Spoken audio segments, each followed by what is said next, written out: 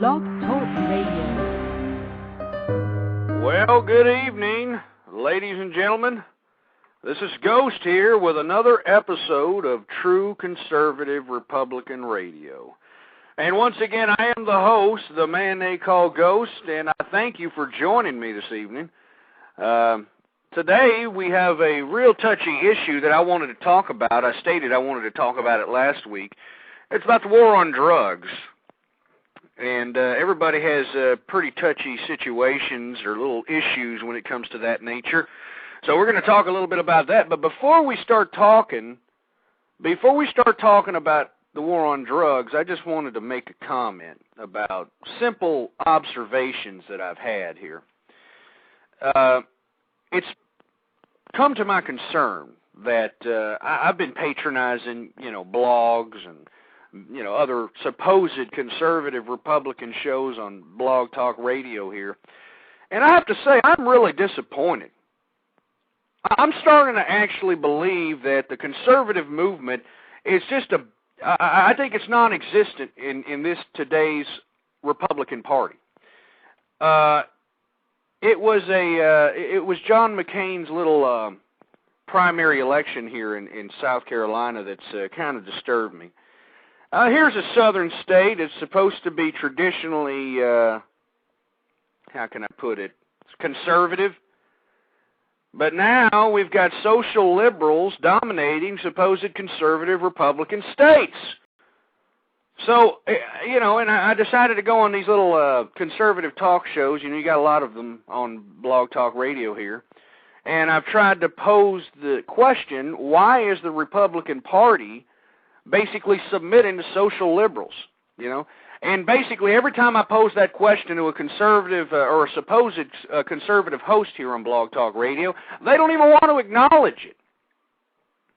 They don't even want to acknowledge the fact that social liberalism is dominating the Republican Party. And that's disgusting. And I've been on all the supposed conservative radio hosts on here, and as a matter of fact, these people, and you know who you are, all right? You listen to my show, you know who you are. If you're calling yourself a conservative and you're not acknowledging the social liberalism that is blatant and running rampant and has hijacked the Republican Party, you need to stop calling yourself conservative. And that's the bottom line. Take conservative out of your name because you're not conservative. If you're going to embrace social liberalism, if you're not going to acknowledge the fact that social liberals have hijacked the Republican Party, then take the conservative out of your name. And you know who you are, too. I came off of a show here about, 2 hours ago. And another thing I don't like, okay? Another thing that's really disgusting me is these little cliques of bloggers out here. You know what I'm saying? Little blogger cliques. When I tried to facilitate debate and ask them, supposed conservatives, why is it that we're not acknowledging the fact that the Republican Party has been hijacked by social liberals? Well, why is that? And hey, you know what? They just completely ignore me like I wasn't even there. Here I am, a conservative Republican, and why are these people not acknowledging social liberalism that hijacked our party? These stupid little these blogger cliques, I'm sick of them, You notice you don't hear me on here saying, you go to my blog, because it's ridiculous. Who the hell are you? The only people that read your blogs are the idiots that you hang around. If you're not going to acknowledge the fact that and when I say we, I mean the Republican Party, is suffering a social conservative backlash. They're just completely isolating anybody who is acknowledging themselves as a social conservative. So I'm tempted to do something. The name of this show is called True Conservative Republican Radio. But the way the primaries are going, I'm thinking about taking Republican off of my damn name. I'm serious about this, folks. What happened to our party?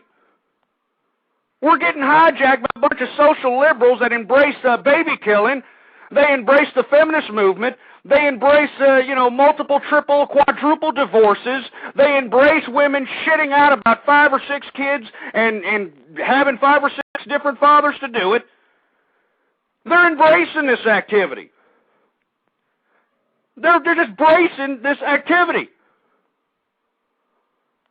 I'm thinking about completely disbanding myself from the Republican Party because they have isolated social conservatives. You know, they got Duncan Hunter, who's a true conservative Republican out here. He's being shut out by his own party, by social liberals.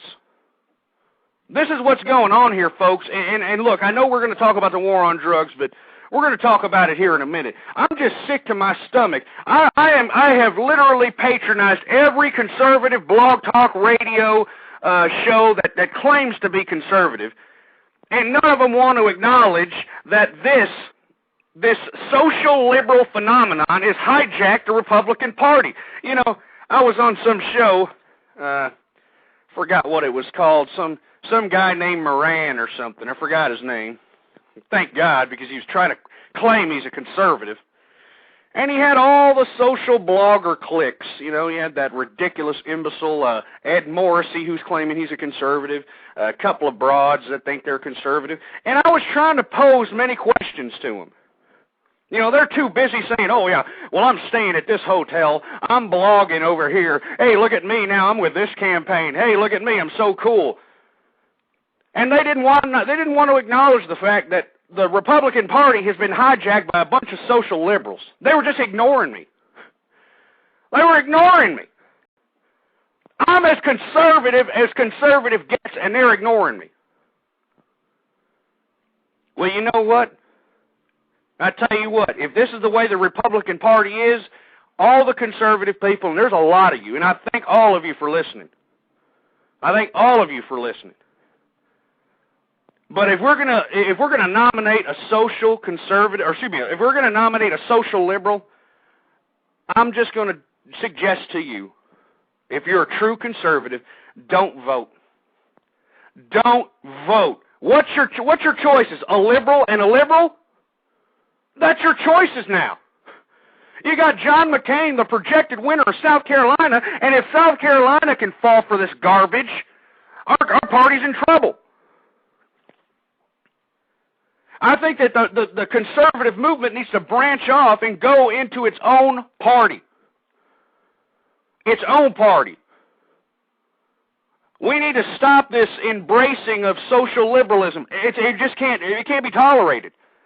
It can't be tolerated. Social conservatism was the root of the Republican Party. Do you remember that?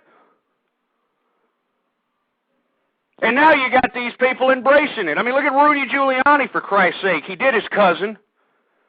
I mean, he's got like 4 divorces. He treated his last wife like a complete dish rag whore, messing around on her.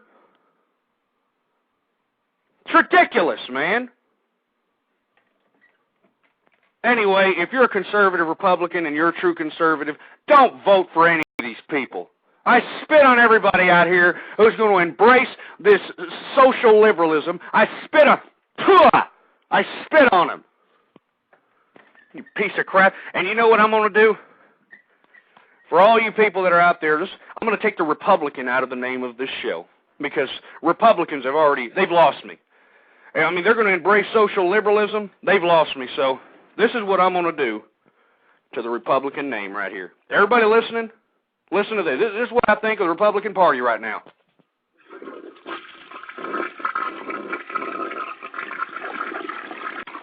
That's exactly what I think is going on. We're getting flushed out the toilet. And that's what I'm doing to the Republican Party. I'm flushing it like a bad colon cleanse. Anyway, now that I've got that off my chest. Anyway, let's go on to the subject at hand.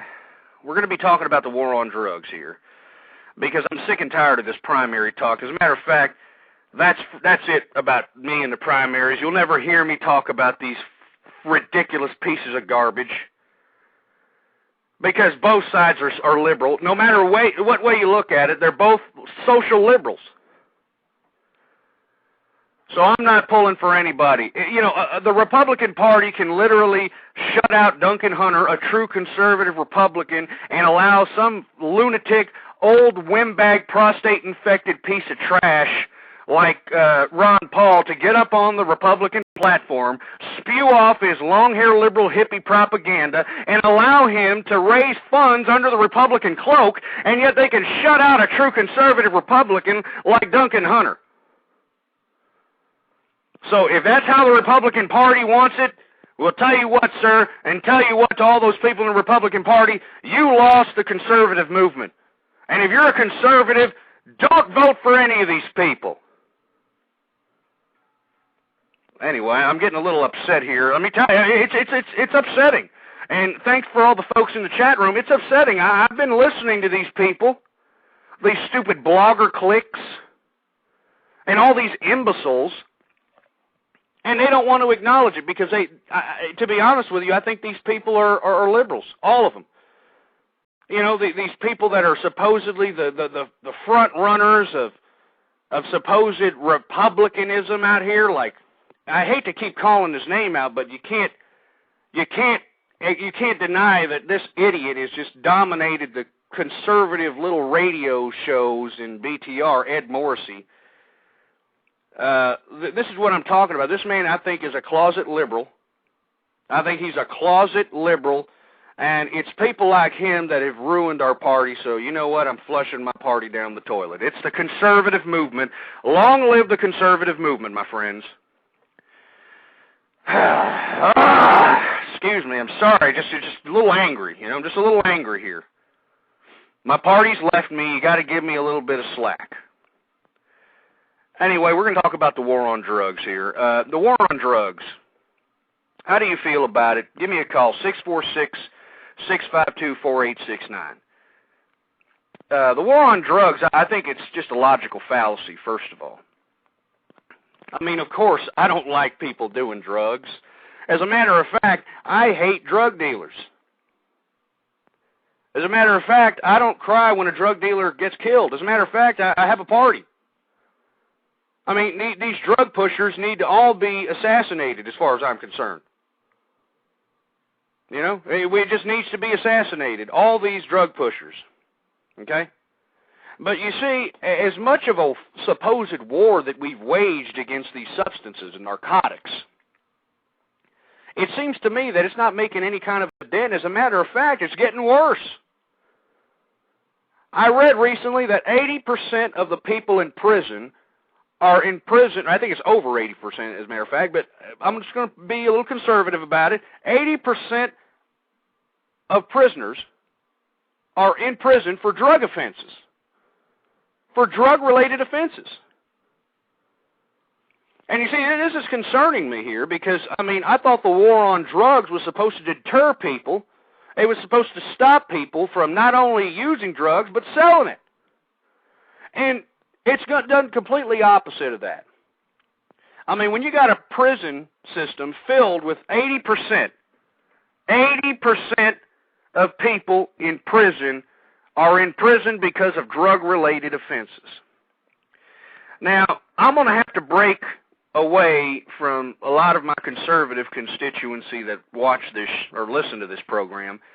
I'm going to have to say that I don't think the war on drugs is working. On the contrary, I think it's perpetuating drug use. And I think, in my personal opinion, and I'd like for you to call up if you have an opinion, 646-652-4869 is the number to call. I think we need to legalize drugs. That's right. I think we need to legalize all of them. I don't care what it is. We need to legalize it all. And people are going to be like, what? Wait a minute. Ghost, you're supposed to be conservative. You're supposed to be on, be on the side of the war on drugs.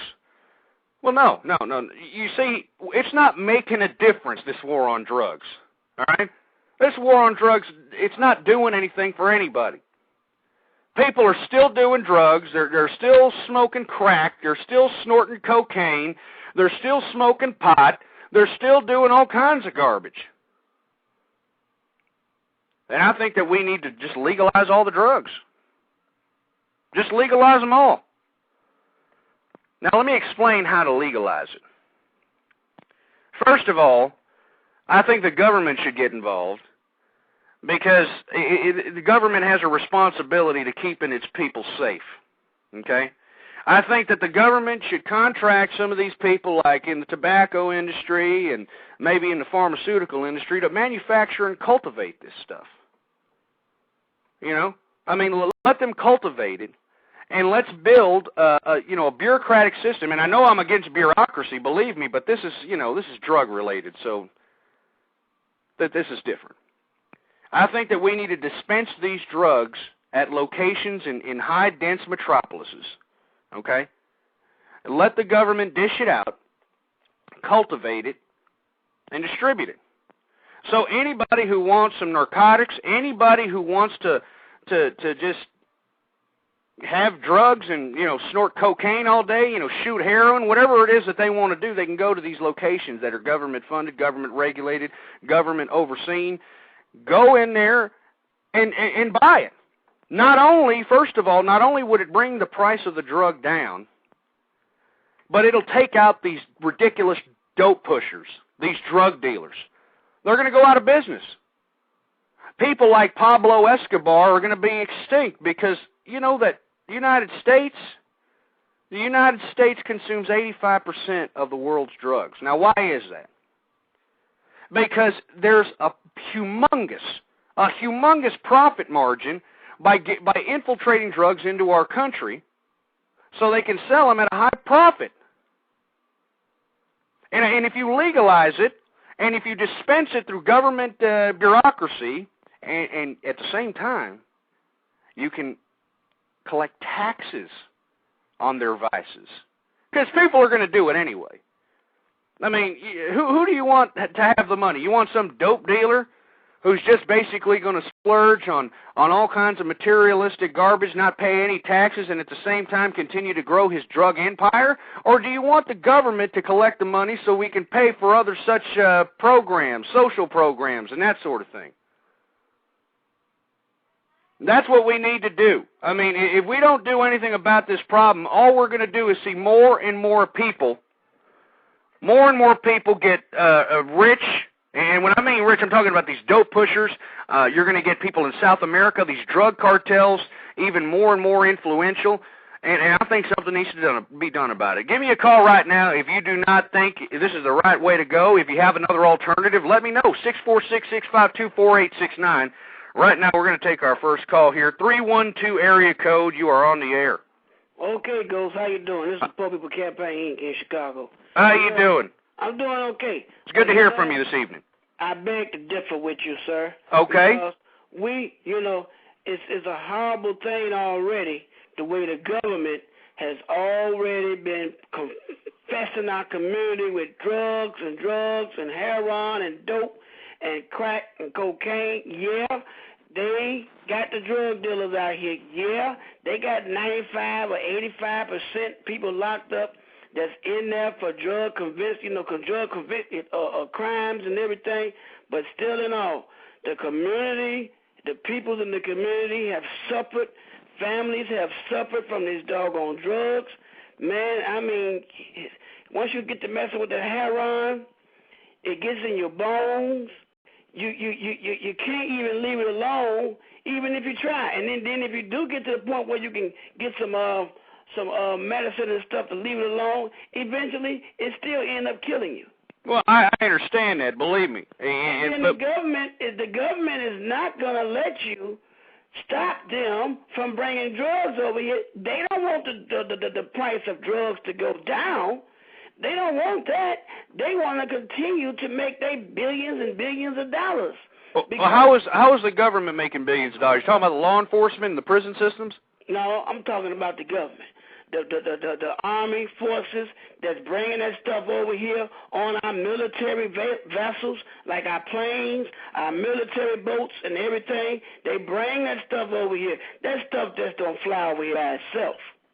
Now, okay. You got to see where it's coming from. It don't just come over here by itself.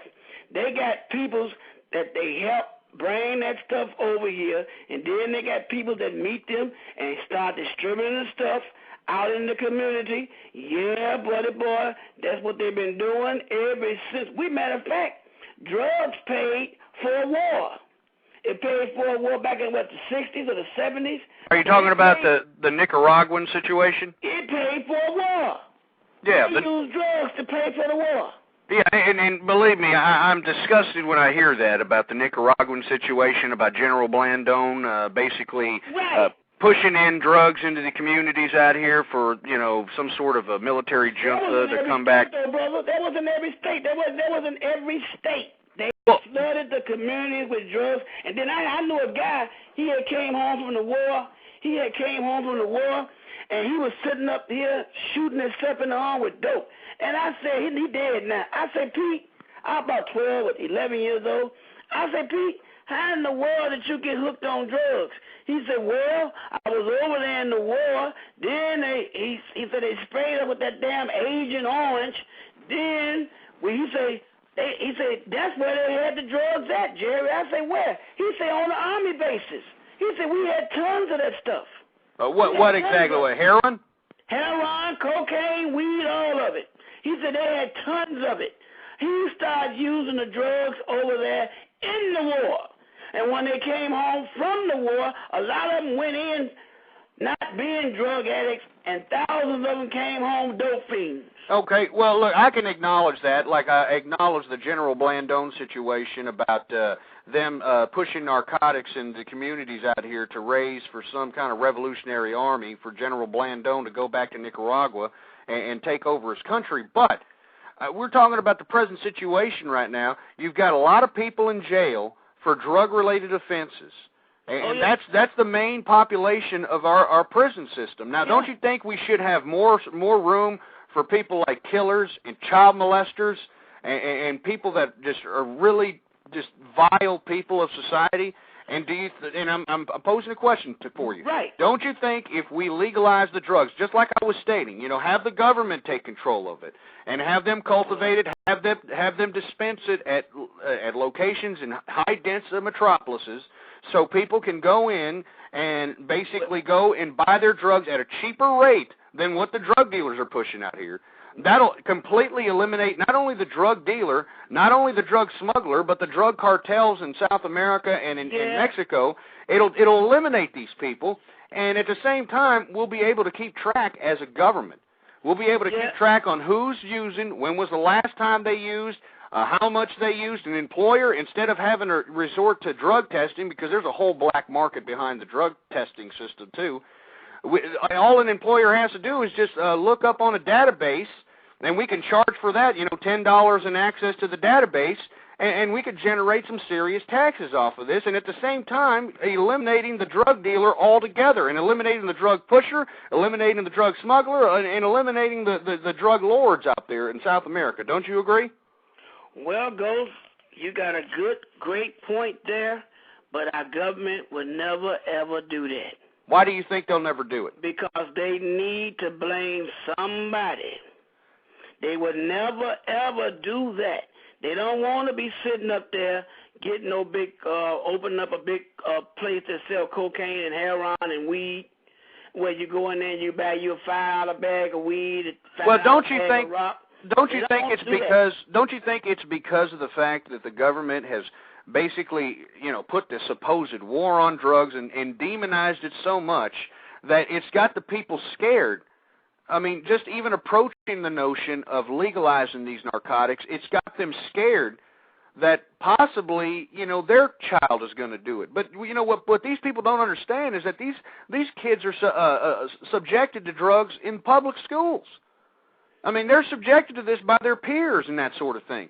Don't you think if we legally dispensed everything at a cheaper rate, obviously taking out the drug dealer, and we'll be able to keep track of people that are actually using, what they're using, and how much they're using, don't you think that would be a little bit better? And not only that, the taxes generated from all this consortium of bureaucracy based on dispensing drugs through government, we'll be able to pay for programs for people that actually want to get off the drugs. educating the children about what these narcotics are, why they're regulated, why you have to go to a certain location to get it, and if you get it, you possibly won't get a job because, you know, your employer is going to look up into this database, and if your name's on it, they're going to find out what narcotic you got, when was the last time you got it, and how much you got of it. And this way, it'll give the employer the option, well, you know, this person did get cocaine, but he got it about 2 years ago. Let me talk to him about it. And if they say, well, yeah, I used to use, but I don't use anymore, I mean, it gives the employer options and that sort of thing. Anybody could be doing cocaine right now, and we won't even know it. People that are, you know, who knows who's doing it? People that are flying airplanes, people that are driving buses. I mean, cocaine is a hard drug to trace. Well, so, I mean, oh, go ahead. Well, Ghost, if anybody is using cocaine and they use it for a good 2 weeks to a month, believe you me, and they smoking crack, believe you me, you will tell. Well, smoking, yeah, I understand about freebase. You will tell, because they're going to do anything to get it. I mean, I have seen some beautiful sisters get out there on that stuff, man, and it destroyed them. They have destroyed them. And they look like, man, but the government is not, that's a great idea what you're talking, where we can be able to track and find out who's using it and keep it in, you know, they're not going to do that because, for one, the military will have to be exposed. The government will have to be exposed. So what you're saying is you're actually insinuating that the government is using the military to bring off large sums of drugs. Yeah, that's are you making reference to the Frank Lucas situation? No, what Frank Lucas situation was, it was grimming, it was very touching, but it was a true story. No, I believe me. I knew about Frank Lucas before they even made a movie about it. Yeah, it was a true story. Are you referring to that, or are you referring to some other situation where they make more money that way? Like people like Frank Lucas out there in the front being the patsy, while the government figures and the generals and stuff in the back, you never see them. They make more money that way. They put their kids through college. They're living in beautiful homes. They're not worried about the small people that's getting hooked on it. Like I said, when the shit hit the fan, they don't care who it hit, what color you are. They don't care. All they want is their money. Well, don't you think biggest drug dealers on earth, our own government? Well, don't you think that by me posing the option of possibly legalizing drugs and putting it in a scenario where, hey, look, we're not talking about drugs being legal by going down the street to a corner store and you being able to get a vial of cocaine. That's not what I'm talking about. But don't you think that if we pose this option to the government and enough people, remember, we live in a democracy, and in a democracy, all we have to do as the people is to convince more people that this is the right thing to do. And once enough people start making noise... was a general, and she was trying to legalize drugs, and she was a general. She was a short lady, wore glasses. She was black. I forgot her name, but she was a general.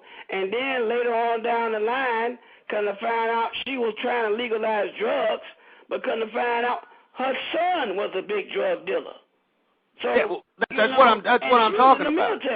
That's what I'm talking about. I mean, I hate the drug dealer more than I hate the drug user. I mean, the drug user... yeah, the drug user is just somebody that's weak and then fell down in luck and got hooked on that stuff. Cause believe me, Ghost, if you ever been on drugs, you would know it's not a pretty sight. I've never been on drugs, but I've seen people. And I'm telling you right now, it's not a pretty sight. I have used crack, and I have chewed cocaine, and it's not a pretty sight to see people going down, to watch your family members die right in front of your face. It's not a pretty sight. I am sorry to hear that. It's not pretty. I really am sorry to hear that, but I'd like to ask you a personal question. Do you remember, and I know this is personal, if you don't want to talk about it, I completely understand, but do you remember the first time somebody offered you some narcotics? Oh, boy, I remember because I was young. I was about 18 years old. Now, was it a drug dealer? No, it was just something that we was doing out there for fun. I thought just, hanging out with the crowd was going to make things, was going to fit me in with the crowd. So was that in school, sir? Back in the 80s.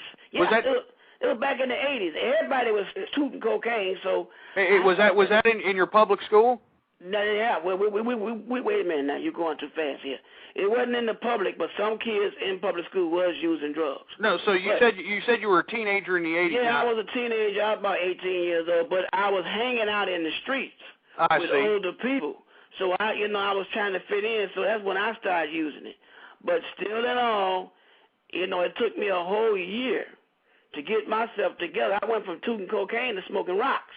And I had looked up, boy, I had got so thin, you could see my heart beating through my chest. Wow. Well, you know what? Congratulations on your sobriety. I understand that. And believe me, I have compassion for people that utilize drugs because, these are just disenchanted people. I mean, they don't know any better. I mean, the way our system is, all right, the way we're constructed, the war on drugs is perpetuating this activity because they're demonizing really drugs that, well, I'm talking about one specific drug, marijuana. They're demonizing marijuana to the point where I remember in the 80s they were talking about people ODing on commercials from marijuana. Do you remember this? Do you remember there was a commercial about the war on drugs, and they showed a guy on the floor, kind of just dead or supposedly dead. He was limp, he was slumped.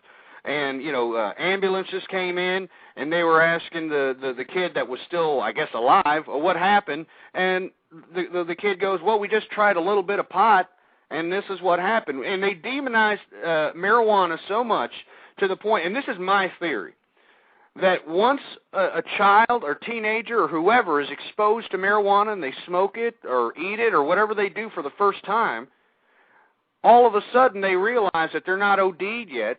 It's not that dangerous of a drug, and then they relay that same non-danger factor to hard narcotics like cocaine. Much stronger. Exactly. We do. Weed leads you from. I used to smoke weed. They used to have back in the day when I was back in the 80s. They used to have weed called Black Gunyon and Blondie, and man, you was really on to something if you got a hold of some Black Gunyon or some Blondie, and boy. And then one guy I know that he used to take his stuff and lace it with leaf. Put some leaf in his weed, and it would make you do weird. You would see weird shit, And I went. That was when I was about 16 years old. I went from that, and when I got 18, I started, looking at the cocaine. Then you toot that shit, and it freezes you up, make you numb. Now, when you decided to take a toot of cocaine, was it because you thought it wasn't that dangerous since you had tried marijuana? Yeah, I did. I thought that I could really, have no problem with beating it. Now, you see, don't you think it was because of the fact that they were demonizing marijuana to the point where, they put it in the same category as these hard narcotics, and that's why it's becoming the gateway drug? Because once a child or a teenager or whoever smokes marijuana and realizes, wait a minute, all I'm doing is, having side effects, which are, you know what the side effects are. You get hungry, everybody's laughing. It's a little bit of a cordial type of thing. But then they relay that same feeling of safety with marijuana, which was always demonized to them as some sort of hard narcotic. They relay that to cocaine or heroin or whatever drug that they're exposed to. Back in the 80s, they used to show you a picture on TV and saying, this is your brain on crack, and crack an egg and put it in a frying pan. And actually, they referenced that to marijuana. It wasn't about crack. They would just say, this is your brain on drugs. Crack too. It was about crack. I know here in Chicago, I used to play it all the time. I mean, but brain on crack and put it on and say bam, and then they would fry the egg. This is your brain on crack. Well, that's what I'm saying. Don't you agree that if we legalize these narcotics... I agree, but you got to understand, thousands of people have asked the government to legalize drugs, but they're not going to do it because it cuts their money. Well, whose money? You're talking about the law enforcement or prison systems? The government. Who in the government is making money off the drugs? Whoever is in power of the military, they know what the military is doing, Ghost. Don't think why you keep on second guessing and going back over the same question. Now, I told you before that the government and the military is involved with bringing these doggone drugs over here to America. This stuff do not fly over here by itself. Okay, but don't you think that has a lot to do with the drug cartels that are pushing it through? Well, our government don't have to accept it. Well, I mean, they're pretty crafty, though, sir. I mean, you got to admit, these cartels, as a matter of fact, I mean, I've seen all kinds of ways. All they do is pay it off. All they do is pay it off. All they do on TV is show us, okay, we didn't stop, we didn't busted a cocaine worth $30 million on coming in here in some baby powder things. We didn't stop that. But they didn't let another one come in that's worth $60 million. So they just be showing us what the media shows us what they want us to see. But in the end, all you can do is tell by looking at the community. We got more drugs in our community now than ever. And don't you agree that that has something to do with it being illegal? Yeah, well, no, I keep telling you, if you keep on bringing up the same thing, the government ain't never make it legal. Because that's the subject matter of the show, sir. We're trying to pose the fact. Never make it legal, Ghost. Well, we have to facilitate debate. We got to change people's minds, sir. We got to let them know that look, this war on drugs is a farce. It's not working. It's putting more people in jail. It did work. That's what it was. It was a farce from the beginning. That we got more drugs out there now, and man, you got kids out there 11, 12, and up is hooked on this stuff. Exactly, and I think that the reason of that is because they've demonized it to the point where and this comes back to the marijuana issue. They've demonized all these narcotics and bundled in marijuana with it, and then once a child who's still not fully developed in their cognitive reasoning, they get some marijuana, they smoke it, and once they smoke it, they realize they're not dead yet, they're not ODing, so they smoke it again, and then they try to relay that same safety factor into cocaine and other hard narcotics. I mean, this is my point. I mean, if somehow the government was able to regulate it, cultivate it, and distribute it. They know how, but they don't want to. The government can do anything they want. They the government. They can do anything they want. The military can do anything they want. They got the means. They got the financial money. They got it all right there before them. If they really wanted to stop the war, stop all this here drugs from coming in America, they could have been did it a long time ago, but this is what happened. They flooded the black communities in the 60s with it. They didn't care. They didn't care about it at all. And then when it got out of hand, they didn't care because they seen all the money that they was making off of it. So they didn't care when the shit hit the fan, who it hit. They didn't care. And it's the same way now. Yeah, we need to legalize the government, going over there, stopping them from taking all the drugs and bringing it over here. We got our own CIA people that goes and get the drugs and bring them over here, too.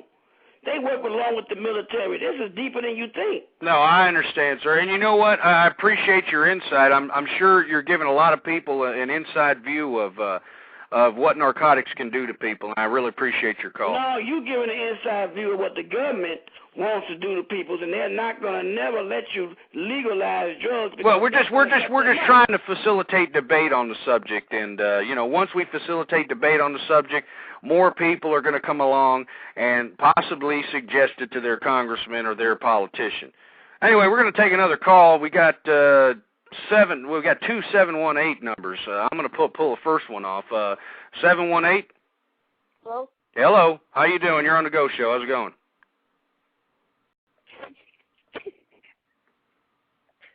What are you, high now? Get off the damn screen. Get out of here. You see, this is what I'm talking about, folks. You got people out here probably snorting cocaine off of their well, never mind. But the point of the show, and the gentleman that was on here before, he was just saying that there's no way that the government will make it legal. And I think that the reason that the government will not make drugs legal is because it's just too profitable. It's too profitable for law enforcement. It's profitable for the prison industries. And this war on drug is a farce. It's an absolute farce. And like I've suggested before, we have a packed chat room here, and I see that we've got some new listeners. I was suggesting earlier, now, once I posed the legalization of all drugs, everybody's like, whoa, wait a minute, Ghost, what are you talking about? You mean to tell me somebody can go to the corner store and get themselves a vial of crack, some lines of coke? No, that's not what I'm talking about. What I'm talking about is we need to get the government involved.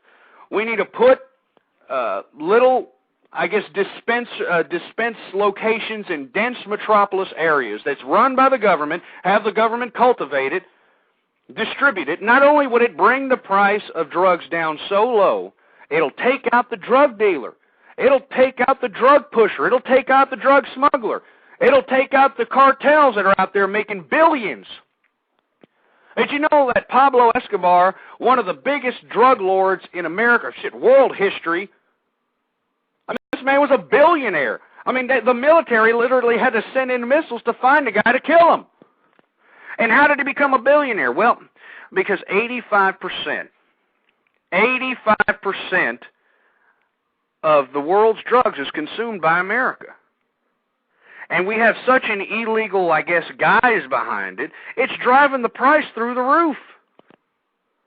And I know that there's conservatives in here that can't believe I'm saying to legalize drugs, but let's face it, the war on drugs has failed. It's a failure. 80% of the people in prison are drug offenders. I mean, we're basically jailing our own people for doing self-indulgent activities. Anyway, give me a call, 646-652-4869. We're talking about the war on drugs and its effect, and we're going to go ahead and take another call here. 347 area code, you're on the air. Hey, what's up? How you doing? This is a serious subject. Drugs, man. You know, the government has to do a better job at getting these illegal Mexicans stop smuggling the drugs into the country, and, you know, it's a tough subject to talk about. Well, I think it goes beyond Mexicans as well. I mean, don't get me wrong, the Mexicans Colombians, have a lot to do with. It's South Americans, it's the Jamaicans. I mean, it's everywhere drugs can be cultivated. Africans. Absolutely, and you see what we're doing by making Panama. by making it so illegal, we're upping the India. price. We're upping the price. I mean, don't you agree? I totally agree, but you know, I love getting high all the time. I love getting stoned. I get stoned all day, baby. Hallelujah, holla back. Exactly. I love getting high. Yeah, you know what? You're one of these people. I love getting high. I get high as a cat. I mean, do you see what I'm talking about, folks? That's a liberal agitator, if I've ever heard one. And that's our teenage youth right there. Did you hear that? That's our teenage youth. That's what I'm talking about when it comes to the conservative values and stuff that I was, touting in previous shows. This is our youth. This is public education. That moron you heard on there, that I bet you money that there's no fatherly influence in that household. I mean, the kid sounded like he just popped out of the ass crack of Richard Simmons, and that just goes to show you the feminized vernacular. It's just ridiculous. Anyway, that's another subject matter. We're talking about a serious subject, and this subject is the war on drugs. Is it working? What should we do? That sort of thing. 516 area code, you're on the air. Yes, Ghost. How are you? Good evening. How are you doing today, sir? Yeah, good. You have a good show. Thank you very much. I want to talk about the war on drugs, but I do want to. You hit a key point there, the feminization of liberals. You notice these young kids that they've been deballed, and I'll say absolutely. Saturday night. I've stated that on previous shows, and let me tell you, I get hate mail all day long because of it. Yeah, you hear these guys. Come on the Blog Talk Radio. They have they're totally feminized. They have absolutely no masculine. They just have no viewpoint that's a masculine viewpoint. It's a totally feminized viewpoint. Absolutely. And I'd like to see a feminized viewpoint from females, not from men. Exactly. Or supposed men. And like that guy that was just on, that's the biggest advertisement, I think, for a reorganization of the educational structure here in the United States. Because from the time you are in kindergarten until you graduate from college, the entire educational perspective is to feminize and to demasculize men. And that guy who was just on, he is the poster boy for that whole issue. Absolutely, and I don't want to get off on a tirade on feminism, but I mean it is definitely something that I take seriously because I think that feminism has implemented the absolute pussification of the American male. And all you have to do is talk to a male under the age of 30, and they sound like every one of them. I'm sure. Believe me, there's a lot of badasses in the military. I've talked to a lot of young men that are badasses. They're still men. They're out there fighting for our country. But the majority, I mean, this feminine features, feminine vernacular, it used to be a minority. Now it's the majority. And I think you're right, sir. I think it has a lot to do with the public education system, and we're going to have a show about this. I think the public education system should be taken out completely. I mean, it's done. It does. I'm sorry. If you're in grammar school or high school and you're a male, if you demonstrate any male interests, any sort of aggressive interest, if you want to play a game that's an aggressive game in high school or in grammar school, in the schoolyard, you are immediately targeted and sent to the guidance counselor as being somehow deranged because you want to play a tag or you want to play some kind of a game that has an aggressive bent. Absolutely. I mean, and I've stated this. I've stated that political correctness is being utilized by the feminist movement, just as McCarthy utilized communism during the McCarthyist era. Yeah, like that guy who just called up. I thought you were getting a phone call from Michael Jackson. I thought, hey, what's Michael Jackson doing calling ghosts? And let me tell you, that's the majority of guys under 30 nowadays. Yeah, I mean, what's going on? And I contributed to the feminist movement because I've gotten all kinds of hate mail. I read it last night. These feminists, there is a clear agenda. There is a clear agenda. Go ahead. I disagree that it's most men. What I'm saying is that people who have a certain political viewpoint, if you have a radically leftist political viewpoint, you'll more than likely have been feminized. And I have no problem with feminization, but of women, not of men. But let's get back on the subject here. Let me talk about drugs a little bit. Everything should be legal. Methamphetamine should be legal. Heroin should be legal. Cocaine should be legal. More people die in the United States. Put it this way: tonight, the reason why Blog Talk Radio listenership is down tonight is that 50% of Blog Talk Radio is in a bar right now, drunk. Good point. Taking liquid drugs. Good point. Taking liquid drugs and they're drugging themselves right now. I can guarantee you that 25% of the people listening to your show right now have a cigarette in their mouth. They're having a narcotic delivery system, a nicotine delivery system, which is a cigarette. And if cigarettes are legal, which kill hundreds of thousands of people a year, I can guarantee you off the top of your head, you can rattle off a dozen people that were killed by cigarettes. Absolutely. You can rattle off another dozen that were killed by alcohol. And if that's legal, everything should be legal. Absolutely. And, when they tried to outlaw alcohol, remember that was the big movement back in the 20s and that sort of thing, what they call the temperance movement. And they also did the same thing in the mid-1800s as well. But they made it officially legal, a law, prohibition, in the 20s. And look what happened. I mean, you had the rise of Al Capone. You had the rise of such bootleggers. I could name off a half dozen of them. These people were making lots of money. From what I understand, what I've read about Al Capone, this man was making $20 million a month off of bootlegging alcohol, and that was in the 20s. Well, let me ask you, I don't understand. Like, in other words, crack cocaine, I understand that it's dangerous. I understand that, marijuana is dangerous. I don't think marijuana is dangerous in what it does chemically to your brain. I think it's more dangerous what it does to your lungs and to your respiratory system. I think if you smoke a joint, you smoke one joint, it's the equivalent to smoking a pack of cigarettes because of the way you inhale it. You swallow that smoke and you deeply inhale it. Sure. And so if marijuana is illegal and all of these different, I say to myself, where's the sense here? And these different, for instance, if you're caught with crack cocaine, you're going to be sentenced to a longer prison sentence than some creepy college kid who's doing a line of blow on a glass table, because exactly. Somehow or another that's more socially acceptable to the people who made these laws. But if you're some poor ghetto kid smoking a bowl of crack, you're going to do 2 years more in jail. Exactly. It's an outrage. And not only that, I mean, we're just perpetuating drug pushing. I mean, it's economically viable to become a drug pusher. I mean, I've talked to convicts that have been, drug pushers, if you will. You can literally take $90 worth of cocaine and turn it into $300 within, an hour if you know people that need the drugs. I mean, that's a pretty good market.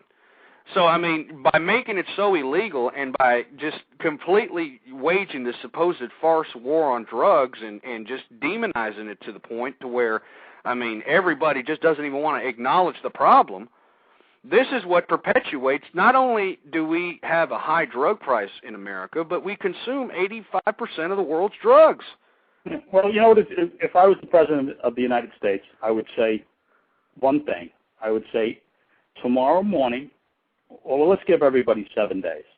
7 days from tonight, 7 days from my speech. If you're caught with drugs, we're going to do like we do in China.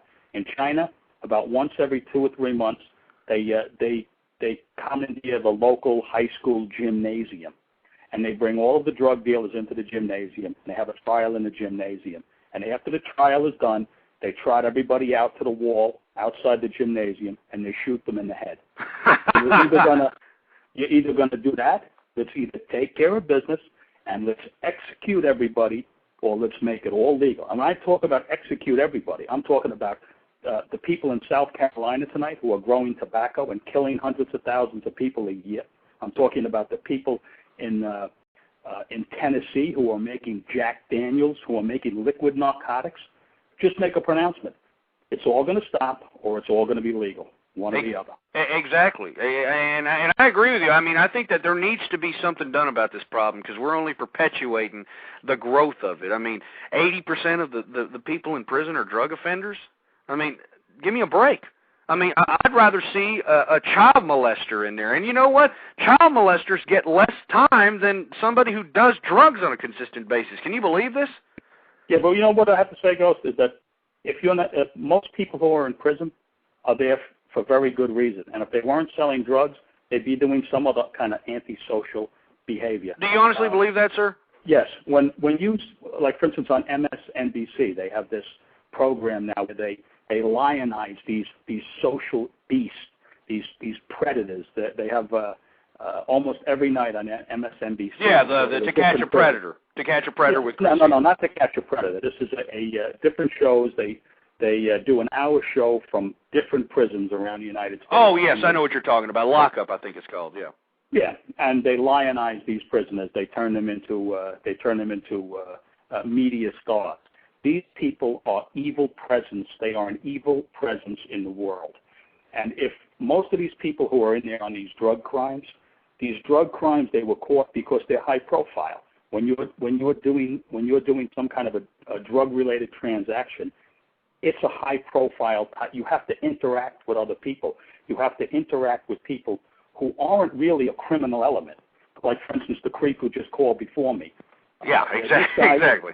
This kid is more than likely is not a criminal in the sense that he's out there doing different types of crimes, but he's brought in contact with hardcore criminals who sell drugs, and so when a guy who is a criminal who sells drugs, he is more likely to be caught. In other words, when he was out stealing cars, when he was out doing all sorts of different stick-ups and all sorts of different crimes unrelated to drugs, that's difficult to catch a guy doing that. But once they raise their profile by starting to do drugs, starting to sell drugs, now they come in contact with a non-criminal element, and they're more likely to get caught. So people who are in jail for drugs, that's not your grandmother in jail. Well, of course not. A rotten creep who was doing something before that, who decided that drugs were a more viable and a more lucrative way to make money. So people who are in jail, people who are selling drugs. Well, I'm not justifying the drug dealers that are in jail. Believe me, I'm talking about the people that are just hooked on these narcotics, that get busted with them, and, you know, they get thrown in jail because, you know, they're addicted to something that is so illegal and so demonized that it's become commercial just to go ahead and throw a bunch of drug users in jail. And I don't think that's where they belong. I think that they need to either, A, they either need the help, or B, they just need the drug supplied to them without the means of it being illegal, because having it illegal only perpetuates this drug dealing activity. And I understand your point. I understand your point. And I hate drug dealers more than I hate drug users. Yeah, no, there's two types of people in jail. There are people who are caught, you know, doing drugs, or there are people in jail who are selling drugs. But there are very few people. I doubt there are any doing serious time in a state prison. In other words, doing more than a year in prison. Very few people who are users who are doing that time. The people who are doing that time are the people who are selling some kind of weight related to drugs, over a kilo of coke, over a certain amount of ounces of marijuana, and I think you'll find almost no one in prison unless they're what they call a predicate felon. What here in New York would be called a predicate felon. In other words, someone who's three-time loser. Yeah. And their third offense is getting snagged with, you know, with some heroin or some kind of a controlled substance. But in my mind, I'm just like, to me, it's complete nonsense. The war on drugs is a total farce. It's completely arbitrary. The people the Democrats who control Congress, you know, for 100 years, they were from the South. They made their money. The tobacco people put them in Congress. And they decided that it was all right to smoke cigarettes, but if you're caught with a joint in New Orleans, if you're some poor black guy sitting on a stoop in New Orleans smoking a joint, you're going to jail. But the guy sitting next to him, the guy we're killing with our cigarettes, he can not only sit there, we're going to sell him another pack of cigarettes. Exactly, and tax it, by the way. And tax it, exactly. Listen, guys, you have a great show. I love your show, and let's defeminize the liberal population. Let's bring back people like John Kennedy, who was a liberal and also a World War II hero. Absolutely, and as a matter of fact, I mean, John Kennedy is probably the only Democrat I can look back on and say that was really a true American. Yeah, well, like that creeper was just on, he'd consider John Kennedy a Nazi. Oh, really? Well, I would think so, based on his. If John Kennedy was alive today, he'd be considered thought of as to the right of Mike Huckabee. Oh, absolutely. Are you kidding me? Before the program, before we started getting into the program, as a matter of fact, I think the Republican Party has lost me. I mean, you've got a lot of social liberals running for the presidency in the Republican Party, and I just don't understand why the Republicans aren't talking about that.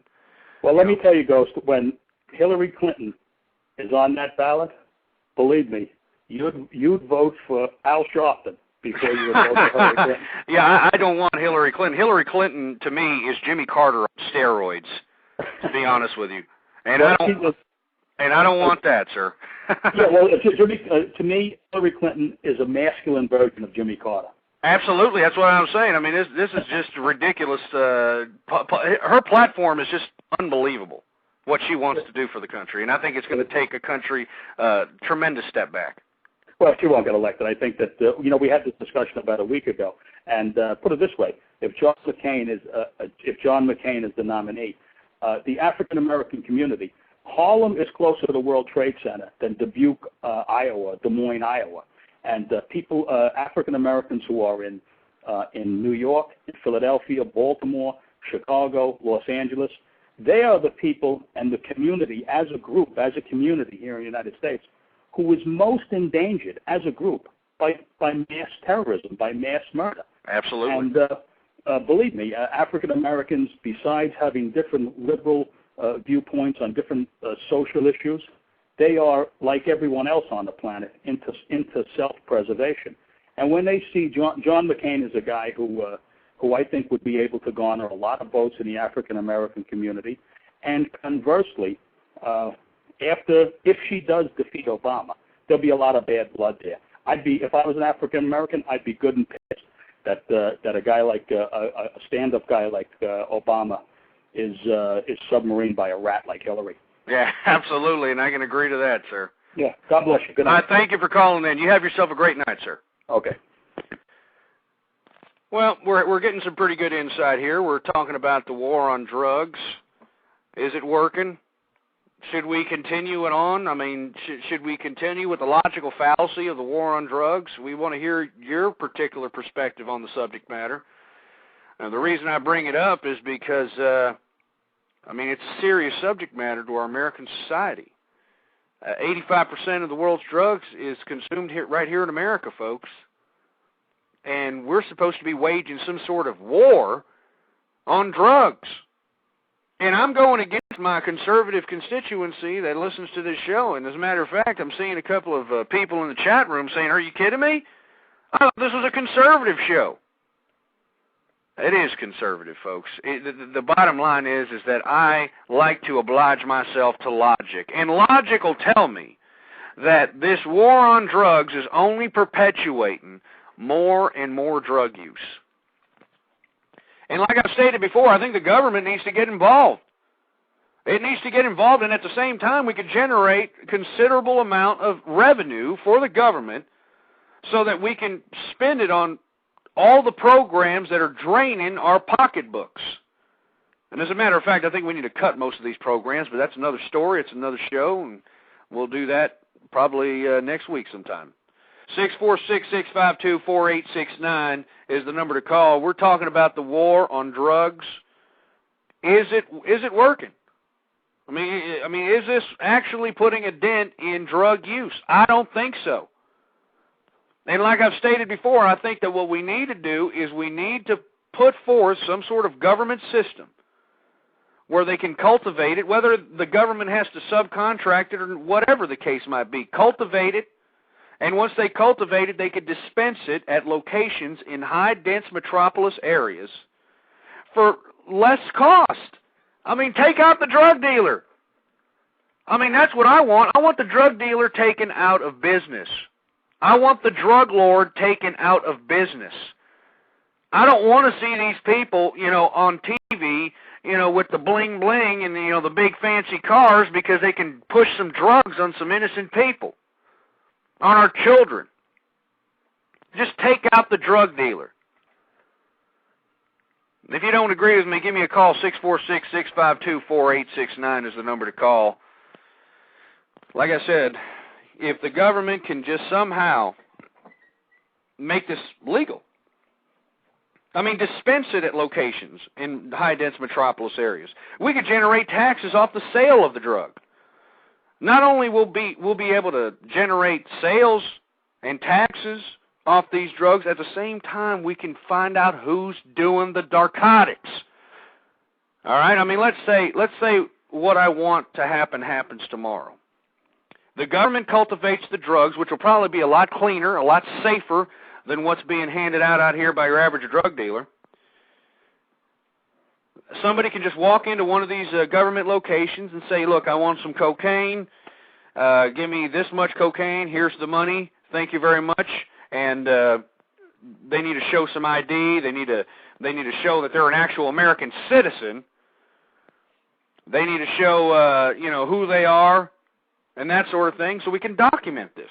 The government can document who is using drugs, and at the same time, it'll help the employer. Because I'm an employer. And I know for a fact that there's a whole black market to pass and beat drug tests. The whole drug testing black market, you should read into it. Google it up right now. You're going to see so many drug test scheming concoctions, products. It's a whole black market. And this way an employer can, dial into this little database or go in through the internet one way or the other, pay about $10 for each time he accesses the database, and the government can generate money that way as well. And the employer can see. If the person applying for a job with their company, they can see, okay, let me see, this person did narcotics in the past, he's a cokehead, he's asked for heroin or whatever the case might be, and he'll be able to question the employee about it. I mean, if they went to go get cocaine last week, obviously you're not going to want to hire that person. But if they snorted cocaine about 2 or 3 years ago, you can ask them about it and say, look, it shows here on the records that you went in and you got some cocaine. Are you still on the drug? Do you still use? Can I trust you? That sort of thing. Because this ridiculous drug testing, first of all, it costs a lot more than a $10 access fee to a damn database. I mean, it costs a lot of money to drug test folks. And at the same time, you're not 100% sure if the person that you're drug testing is actually drug-free. And at the same time, our children won't be exposed to this garbage because they're not going to have some drug dealer going to the public school and getting people hooked on this crap. You got everybody out here in the damn White House to the damn Congress playing with their pecker shafts, thinking that this problem is somehow going to go away. It's not going to go away. It's not going to go away. And you people that are in here saying, oh, my God, I can't believe he's saying legalize drugs. Well, call me up and tell me another alternative. Tell me what we can do. 646-652-4869. Like I said, I'm going against the conservative thought on this one because I'm looking at it, and logic tells me that all we're doing is imprisoning people because they just want a narcotic.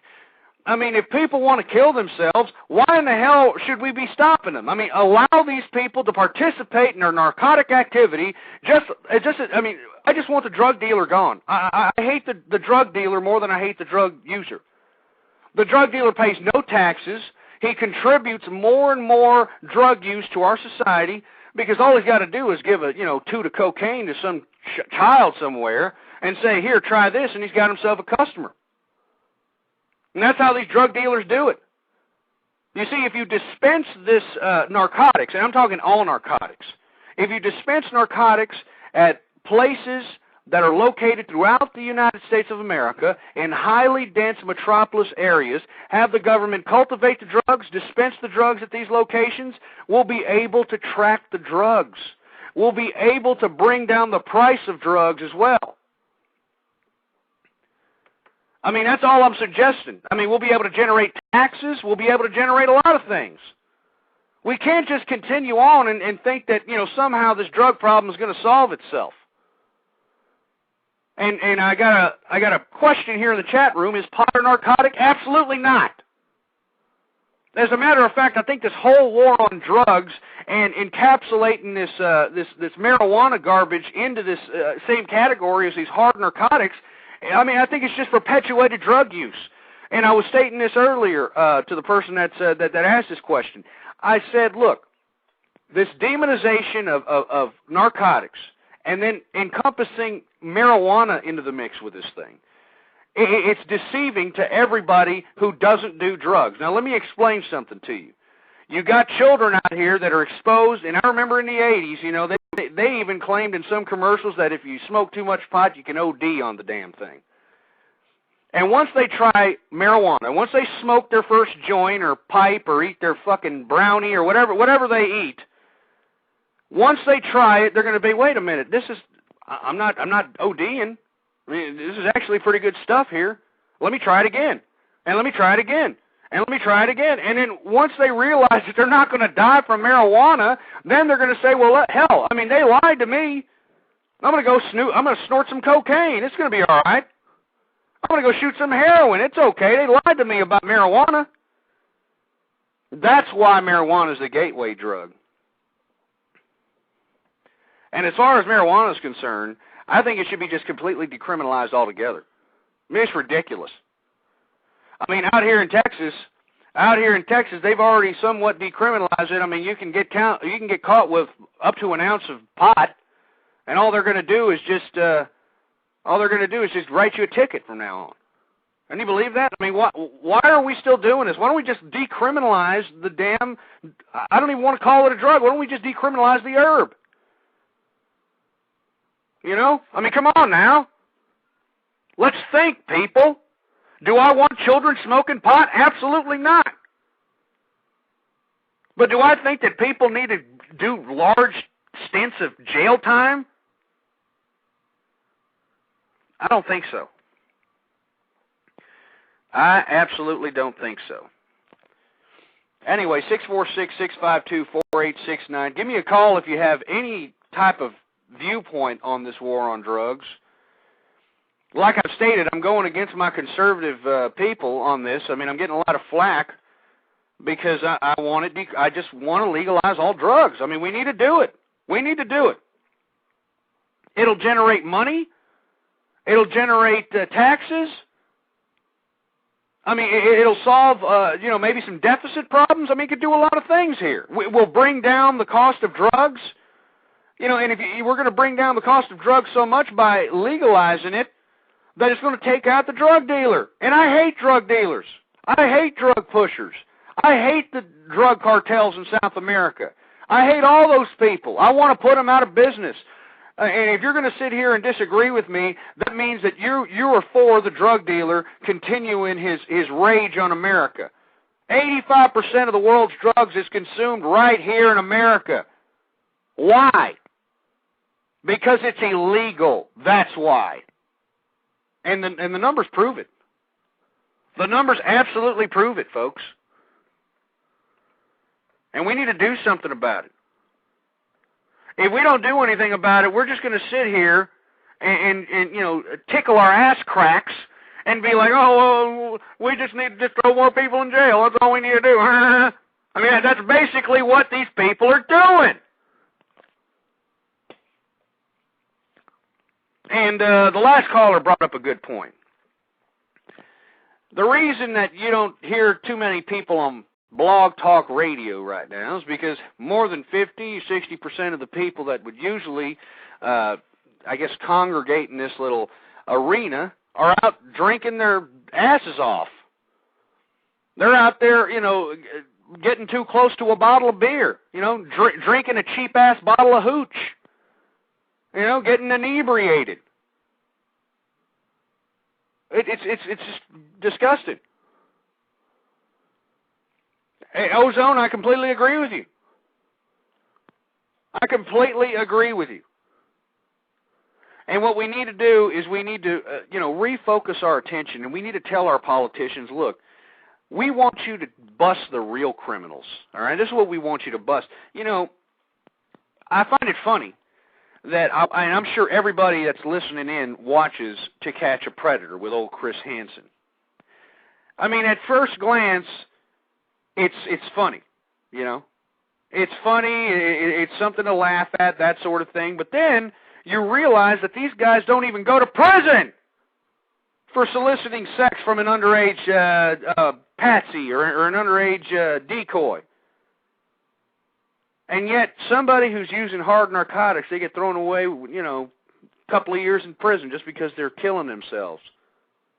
It's just ridiculous. Anyway, we've got another caller here. 212, you're on the air. Hey, Ghost, how's it going? I got my reasons. How you doing? What you feel about the drug problem here? Well, I agree with you. I'm not a drug user myself, although I sound like it sometimes. But I agree with you, and I think that it's analogous to prohibition in a way. I mean, it's never been fully legal, but I mean, the legal drug alcohol causes many more problems than most of these drugs, and yet the enforcement of laws about drunk driving and stuff like that is kind of lackadaisical. I mean, it's getting tougher now, but I think this is the one thing I'll say about the conservative movement with this stuff is that they basically, the harsh laws, the Rockefeller laws and the 3 strikes you're out and all that stuff, that came out of the conservative movement in the 80s. Absolutely, and let me tell you, I was for it. I was for it in the beginning. Believe me, on paper it looks great. Oh, yeah, let's just throw them all in jail and that sort of thing. But it's been a long time since the 80s, and it doesn't seem like it's curbing the problem. On the contrary, I think it's perpetuating the problem. And I'm not going to sit here and be one of these morons that sticks to his principles when logic is basically defeating my principles. So, I mean, I've acknowledged the fact that we need to do something about this. Go ahead. Yeah, no, I agree with that. the thing is that the crime rates actually declined a great deal, but the prison population continues to go up, and a lot of this has to do with these minor offenses, in terms of like small amounts of marijuana and stuff like that. And I think there's some states. I think you mentioned that California just changed it, so it's not. No, actually, it's Texas. I'm down here in Texas. Yeah. You can literally have an ounce of pot on you and get just a ticket written. Yeah, well, that's not a bad policy, and I think coming out of Texas, sort of, not to be prejudiced towards that state, but it sort of proves that, what am I trying to say? That there's a problem there that needs to be addressed, and even though it's a very conservative state, like they're taking a step like that, I think it's a good move. Absolutely, and do you agree with me that the demonization of marijuana in general? And this is my theory. I think that we've demonized it. I remember in the 80s, these commercials. I remember one commercial specifically where there was a guy on the floor supposedly ODing. You had ambulances coming in, and there was a kid right there kind of hysterical, and they asked the kid, what happened to your friend? And they said, oh, we just tried a little bit of pot, insinuating that, pot was somehow going to make you OD and, foam at the mouth or something. And then once, a teenager gets a hold of his first joint, and smokes it, and then they realize they're not OD'd yet, and then they smoke it again. They maintain that same safety with cocaine and heroin and other narcotics. Or am I wrong?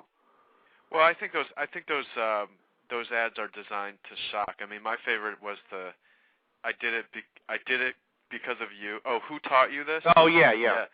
I did it because watching you did Daddy, or you did Mommy, or whatever. That was pretty effective. That was like, pack your bags, we're going on a guilt trip. Exactly, but I mean, did it do anything? I mean, I see more and more teenagers now, participating in not just marijuana. I mean, marijuana, first of all, we shouldn't even be considering it a drug. I mean, it's just, that is just ridiculous. There's been no documented case of anybody ODing on this herb. And look, I don't do it. But I see logic, and logic tells me that this is not something that we need to correlate with cocaine and heroin and acid and shrooms or anything else. Well, if I can put on my liberal suit for a second, since we're just up to MLK Day, I mean, there's a thread that goes back to the 30s and before with jazz culture and basically black culture that has always equated marijuana use with that subculture. Actually, I've done research on why marijuana is legal, and it has something to do with that. But at the same time, it came with the illegal immigrants from Mexico that it basically influxed into Texas.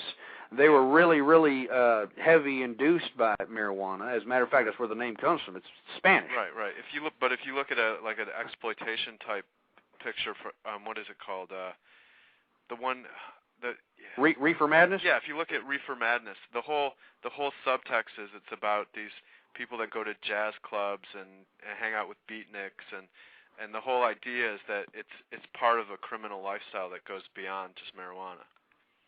And that's just ridiculous. And what's unfortunate is that, and just like there was a caller earlier in the program. I mean, as soon as I told him that I believe that we should legalize narcotics, he was floored. I mean, I just think that we've demonized this so much that we can't even approach the notion of possibly legalizing these narcotics. And I'm not just saying we should legalize coke and you can go down to a corner store and get a coke line or a crack vial. I think that there needs to be some responsibility from the government. I think that there could be some money made off this. I don't mean to be a capitalist on it, but I mean, to be completely honest with you, if the government cultivated it, it dispensed it at locations throughout metropolises throughout the United States, we would bring down the cost of the drugs, and at the same time we'd take out the drug dealer, which I hate. I hate drug dealers. And we'll take out the drug lords in South America, and we'll be able to generate taxes not only on the sales of the narcotics, but employers that are looking into the database that is going to be obtained on the information of these drug users. He can $10 in access to the database, and I mean, there's a lot of ways to generate revenue off of this. And at the same time, we can utilize some of that revenue to educate children, to educate the communities, and to possibly help some of these people that are hooked on it get off. That almost sounds like a social program. Unfortunately, it is a social problem. That's why I'm saying I'm going against conservative thinking, but I'm thinking that we're not just going to blow money at this. Yeah. I mean, we're going to generate money at the same time help people. Yeah. And I just think that seems to be a more viable solution than this ridiculous war on drugs. And I'm going to tell you, I'm going to be honest with you. I was for the war on drugs when it came out. I mean, I was a conservative. I was like, yeah, let's do it. Yeah. Well, I see.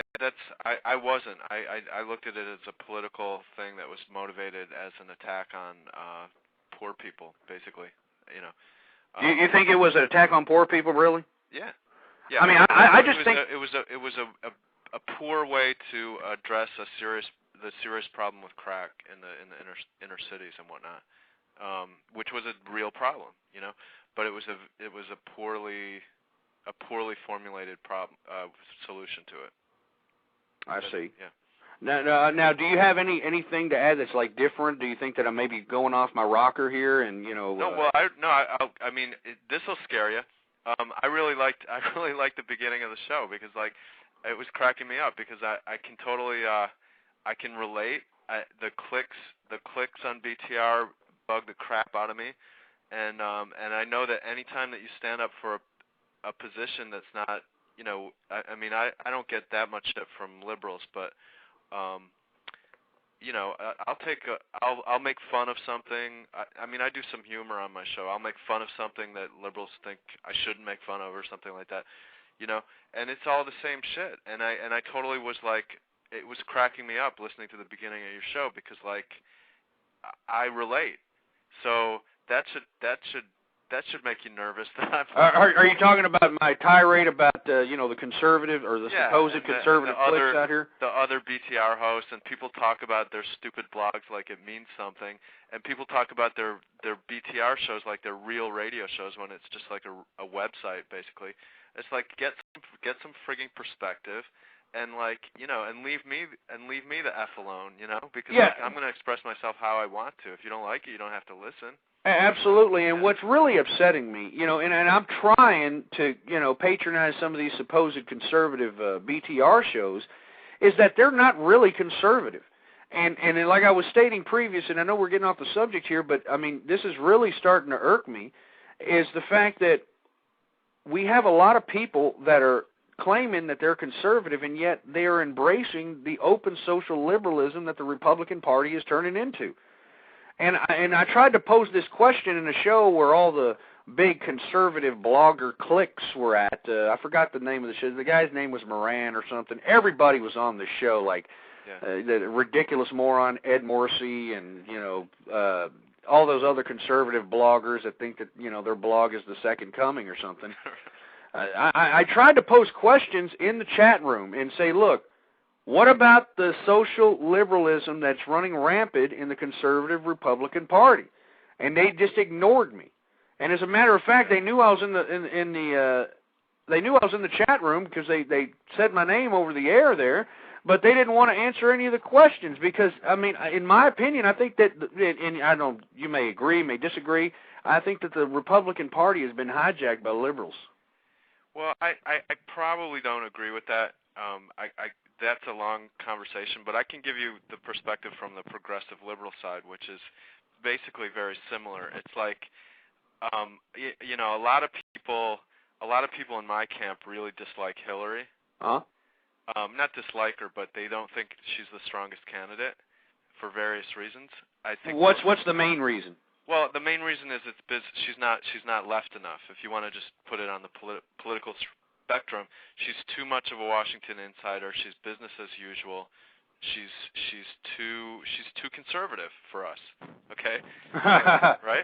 It's the same. It's kind of the same argument. So we have so the people that are like further left, they really like Barack Obama. Younger people really like Barack Obama, and the people that are the furthest to the left tend to like John Edwards because he's really got like he's almost like an anti-corporatist. Yeah, even though he's a multimillionaire. Yeah, but I mean, but what he's proposing, his platform is very threatening, I think, to corporate interests. And so, like, so here's what happens: when you go into when you have a conversation with a bunch of liberals and progressives and people like that, they don't want to hear you taking shots at Hillary, even if they're legitimate shots, because they want everybody to like hold together. Like, it's cool to take shots at the Republicans, but when you start targeting your own camp, people get nervous. Yeah, I've noticed this because I mean it's really starting to hurt because I'm a social conservative before anything else. Right. You know, I believe that we need to bring back the American family. I mean, you pretty much heard my views on everything. I'm against feminism, that sort of thing. Yeah, but I don't think you know what feminism is, but that's no. Well, you see, yeah. I acknowledge the fact that feminism was needed during the turn of the 20th century, and I give those women at that time all the credit in the world for according the woman the right to vote, according the woman the right to work, and that sort of thing. But feminism has spawned into something completely different, and I'm talking about the Gloria Steinem feminists from the 60s.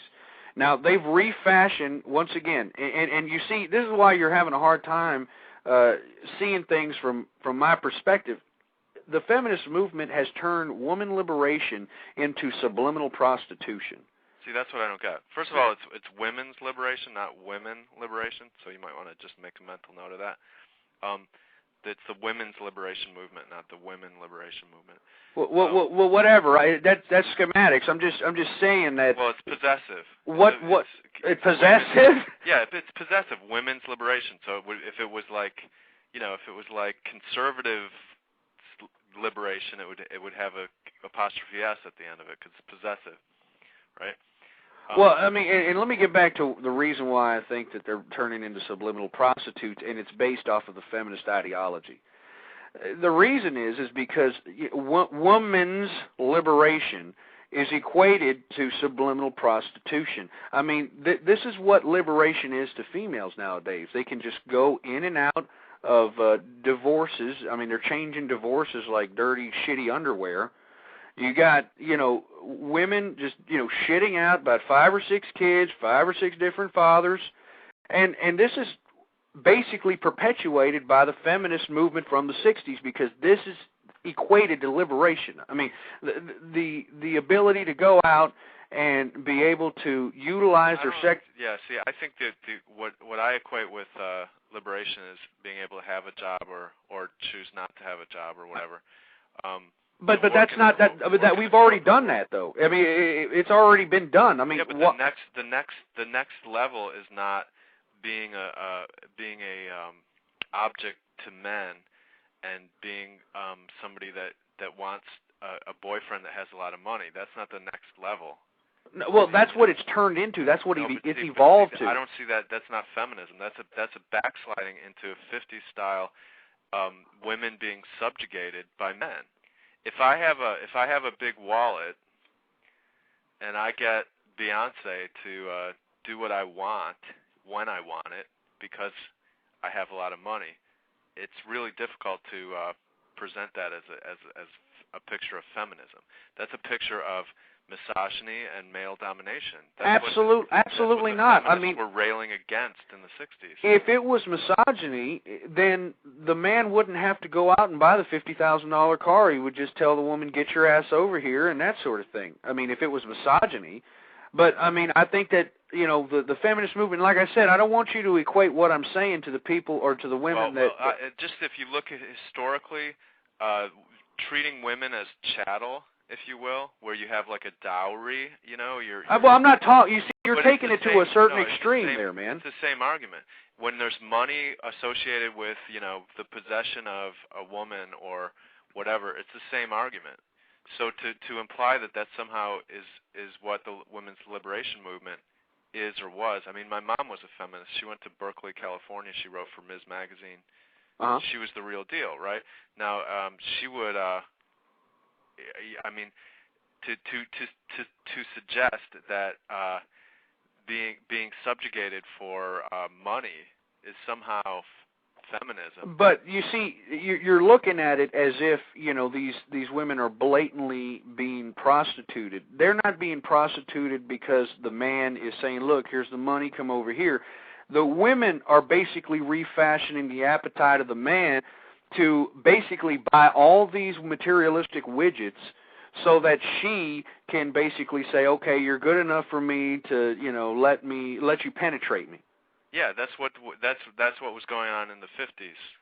No, that's what goes on in the caste system where they decide if you're from the right family or not to marry this woman and how many oxen you're going to give. Well, I'm not even equating it to that. That first of all, that's ridiculous, primitive garbage. I'm talking about, let's go back to women, appreciating a man for his character, his personality, whatever happened to love and romance and that sort of thing. That is feminism. What you just described, if a woman has her own stuff where she can take care of she has her own job or whatever, and she doesn't have to worry about being taken care of by a man, then that's feminism. Then she can make that choice. She can say, oh, Fred's a sweet guy. He doesn't have a lot of money, but I like him, so I'm going to go with him.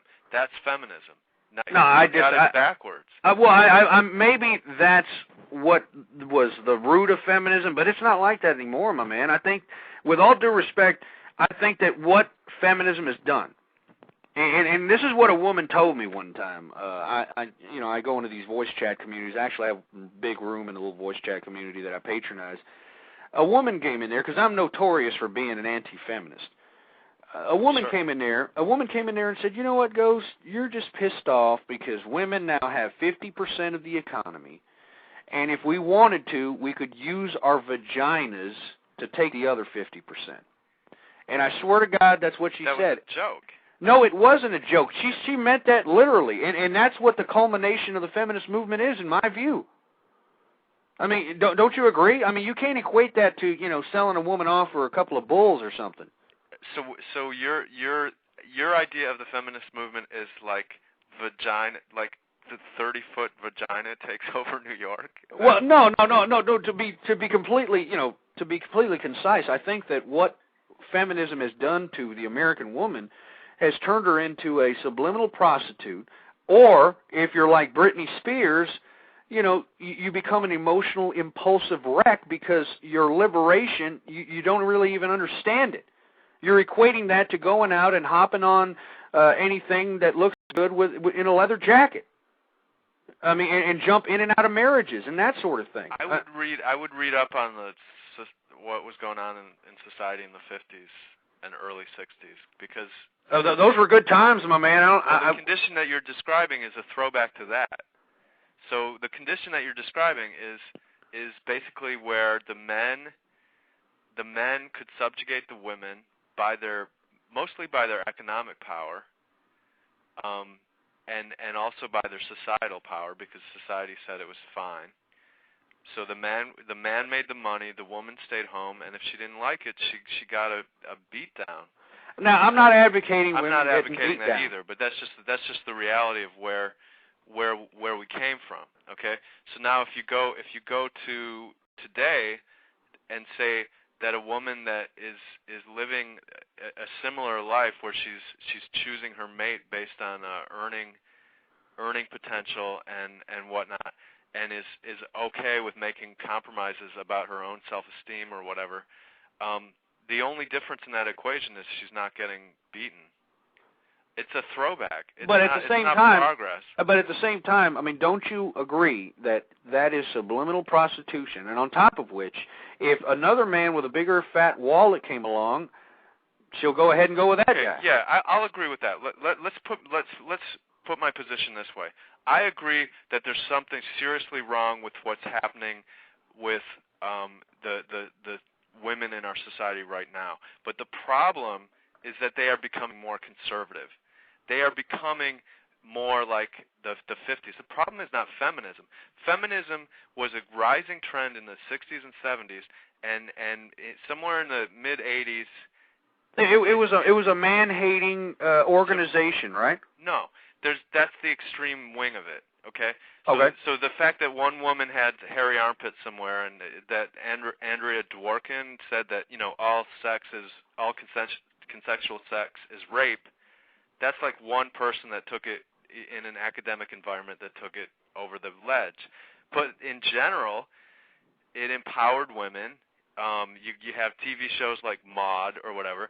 So the 70s was like the high point of feminism.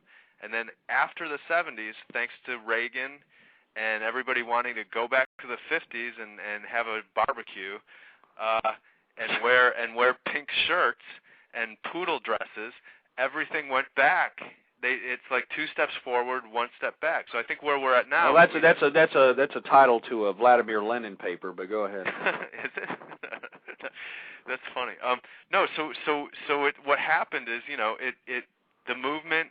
There's been some actual gains. I mean, women are now, by and large, they're paid close to what men make.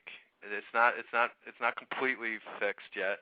But they have the power to sue people if they're sexually harassed and all these good things.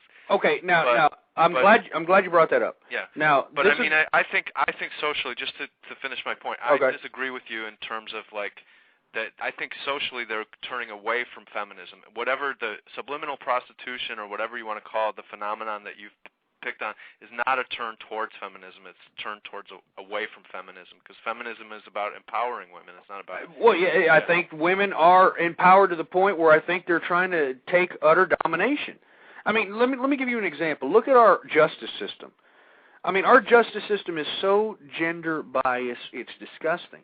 And why is that? It's because the feminist movement asserted themselves and basically made it politically okay to be gender biased. I mean, how is it gender biased? Well, let me explain to you. I know a man who worked hard. I mean, he didn't want his wife to work, and she could have worked if she wanted to. He wasn't some misogynist jerk off that was knocking her teeth back or anything like that. Right. But he would go out to work, worked hard, 10 hours a day, and because Miss Housewife over here, I guess, wasn't getting enough romance, or he wasn't around enough, she hopped on the Johnson of the guy down the street. Okay, so they got a divorce, and she won a good settlement. Well, no, not only she won good settlement, I mean, she got all 3 kids, which is ridiculous.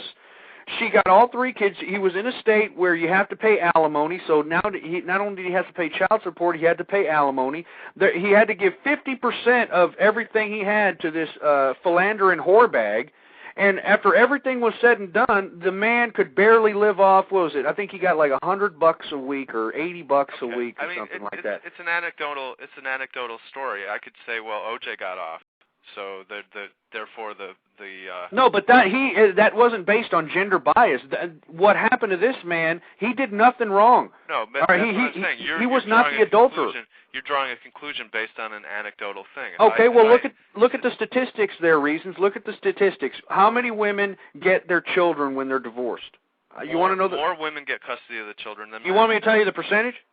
Sure, go ahead. 85%. Okay, well that seems to reinforce a value system in our society that's been around for a long time. I don't think that's specifically a feminist thing.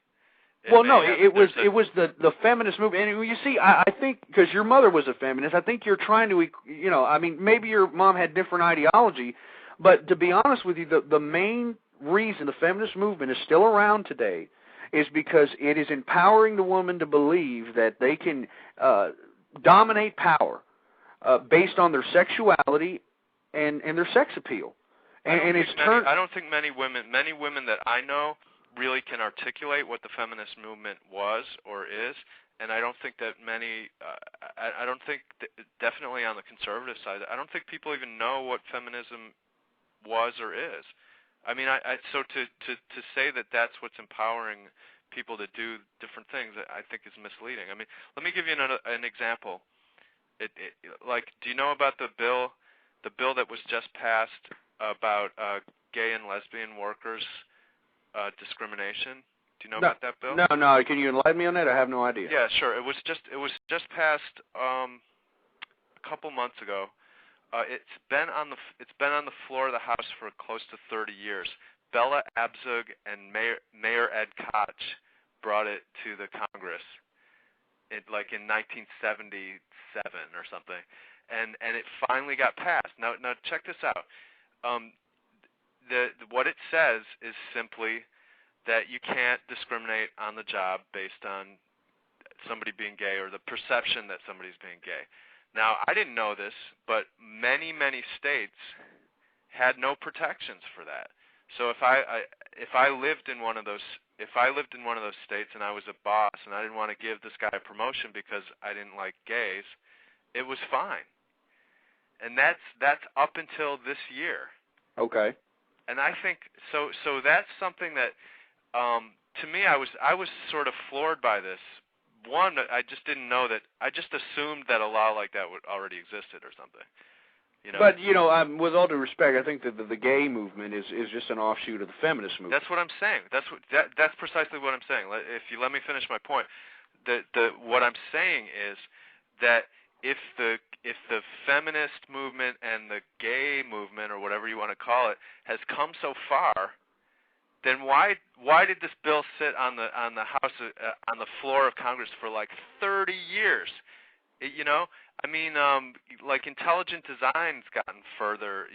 Like Terry Schiavo got more political clout than this. Well, that's based on the bureaucracy of the House and the Senate. I mean, bill's got to go to a subcommittee, then it's got to go to committee, and then in the process of all that, it's stalled because people don't want it. That's what I'm saying. I mean, I think the point that conservatives like to make about like the gay movement or whatever, I don't think there's really a term like that, but like the power that gay people have in our society is like highly overstated. And I think that example is proof of it. And I think if you go to the feminist movement, I think, in my opinion, and we may or may not agree on this, in my opinion, the feminist movement kind of died out in the late 70s. No, and my friend, it is still alive and well. Believe me. Well, the accomplishments the accomplishments are alive and well.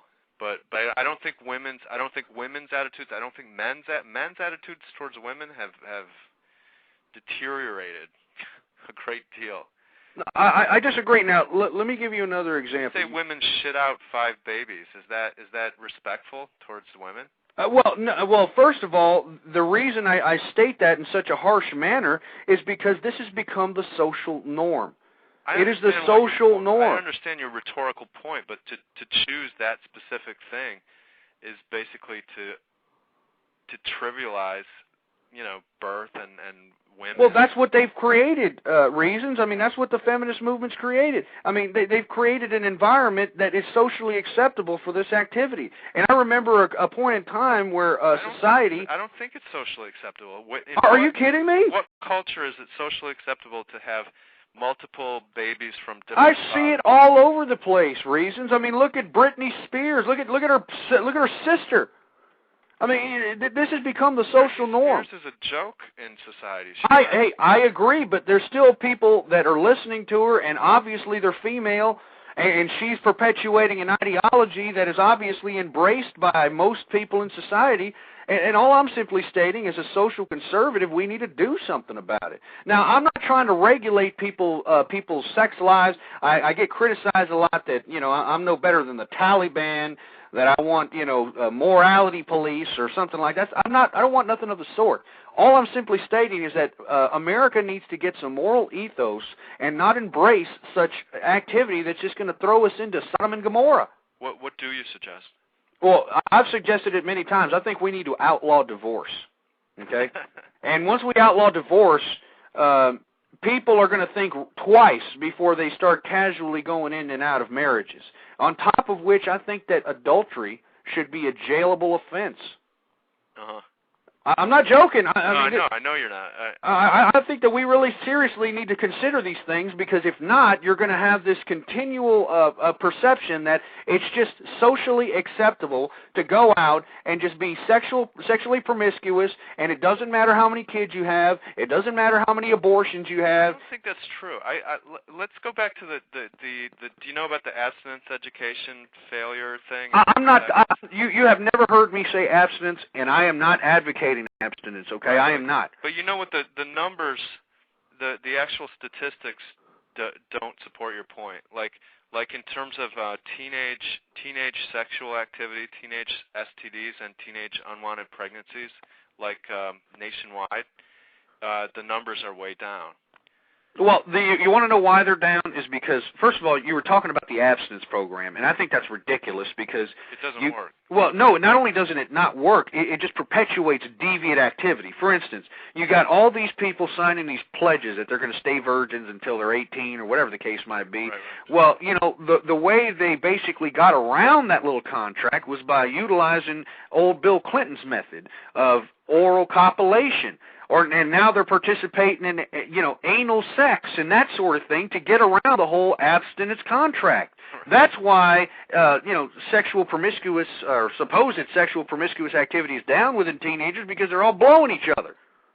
No, that's not true. Because here's the thing. The bookend on the abstinence education statistics is Texas, that poured the most money into it and had the most abstinence education. And believe me, that's why I live in Texas, right. So I know about it. But they have the worst outcomes.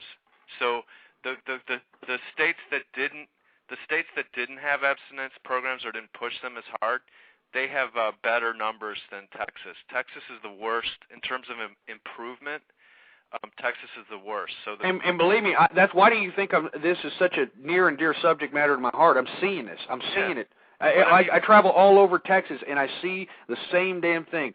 It is socially acceptable for women to have all these children, and it's just okay. And I think the government doesn't help. I think that you can get, what, $2,000 a year a kid now? That's ridiculous. Well, I'll agree with you on that. I just think that your perception of where the problem comes, like the abstinence thing, it to me is like a no-brainer as a progressive or liberal or whatever. The abstinence thing is like if you give kids information, you give them access to good scientific information, and maybe even condoms if they need them or whatever. I don't agree with that. I know you don't. That's why I'm stating my position. I'm being straight up with my position before we talk about it. If you do that stuff, kids have less sex. They have sex later if they do have sex, and they have less unplanned pregnancies, less abortions, and less STDs and other problems. It's proven and statistically that that's the case. The more information young people have about sexuality, the less sex they have. It's just the reality. Do you have statistics on that? Because I know California tried to do that, and yet they're having an explosion of teenage pregnancy. I can find you the article on the abstinence education thing in Texas, yeah. Well, I know. Believe me, I'm witnessing the abstinence backlash. Believe me, it's not working. I'm not stupid. I have logic. I mean, but there needs to be something done. I can give you my own anecdotal story. I mean, I grew up with that book, Where Did I Come From? The cartoon book that shows you like the naked parents and shit. Do you remember that stuff from the 70s? Yeah, absolutely. Yeah, I mean, I knew all that stuff by the time I was probably 8 or 9. I knew, where babies come from and all that stuff. And like, I didn't lose my virginity or whatever until I was in college. I mean, and I'm not saying that like it's some big accomplishment, because I know there's people that wait until they get married and stuff like that. I'm just saying that it was a conscious choice. I had information, I had protection and blah, blah, blah, and all that good stuff. And I had a girlfriend in high school, and I didn't want to get stuck in my hometown. Right, exactly. And now, look, I'm not suggesting that everybody stay abstinent until they're married. I mean, this is not. We live in a sexual promiscuous society, but I think that we need, as a society in general, to have some sort of moral ethos once again. To understand that we can't let this activity be socially acceptable. And what I mean by this activity, I'm talking about, this promiscuous sexual activity that makes it okay for women to go in and out of divorces. Having all these children, having all these divorces. It's just ridiculous. Well, let me give you another a lefty dose of something that you'll hate, but it'll make for some good radio. Like all these value systems that are sort of reinforced by popular culture and the media and whatnot. This is how corporations make money. So if we can turn the dial down a little bit on the corporate structure, and say, if people would say no to television of that variety, and say no to the objectification of women in music videos and whatnot, to the degree that it's at, and the I mean, listen to my last show. We did a whole thing about plastic surgery and you know, and all that stuff, and how that hurts women's self-esteem, and how women have these impossible things put on them by society. If we rejected all that stuff, and that means corporations end up making less money on things like hair care products and artificial breasts and whatnot, like we could deal with a lot of that stuff by simply that sort of like granola crunching, what used to be called consciousness in the 70s, feminism, consciousness, you know, love, self-love, self-worth. I mean, that's not a moral ethos in the sense it's not religion, but I mean, if you teach your children that they're valuable in and of themselves. Well, that's the problem. That's the problem. Reasons right, but we that's don't why have I say, parents doing that. That's why I say that your position is not really about feminism, because what feminism in its purest form, even go read Gloria Steinem. I have read it, and it makes me puke. What it's about is like, you know, it's about if you don't want to shave your armpits, you know, it's okay. That's what it's about. So it may seem extreme by our standards, but the bottom line is it's about loving your body, loving yourself, and being okay with what you are. And now these other systems are put on women by corporations who have a vested interest in making money, fashion industry. Now you're saying corporations. You know, Ozone is in the chat room saying it's not corporations, it's liberal Hollywood. Isn't that those are the biggest the entertainment corporations of Hollywood are not corporations? Yeah, but what he's suggesting is that, you know, the corporations have been, you know, basically infiltrated by liberal Hollywood because of the fact that a lot of these people that are heading these corporations. No. The corporations they had no problem selling the Mel Gibson Jesus movie, right? And if they all of a sudden they're like, okay, this makes money, great. Well, I mean, they didn't give it that much props, my man. I mean, they promoted the hell out of that. Actually, it was Mel Gibson that came out of his pocket that did that. Well, the same production company promoted some other movie that was like completely on the opposite end of the spectrum too. I'm forgetting it, but I mean, the bottom line is the company that put out the Mel Gibson movie and distributed and promoted it, they then went on to distribute and promote a very secular, very like liberal, you know, decadent movie right after that movie. You know, so it's not about politics. It's about making money, and if what makes money is, you know, Charlie Wilson's War instead of Redacted, you know, and they're going to sell Charlie Wilson's War. There's no, you know, they don't care.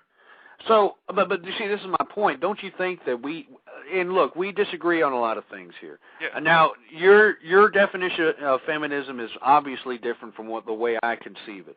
But don't you agree that there is a serious problem with our social, with the social ramifications of socially accepting multiple births for multiple different partners, divorce, that sort of thing? Yeah, can we both agree to that? Yeah, I don't know about the multiple birth thing because I haven't really seen that much. What part of the country are you in?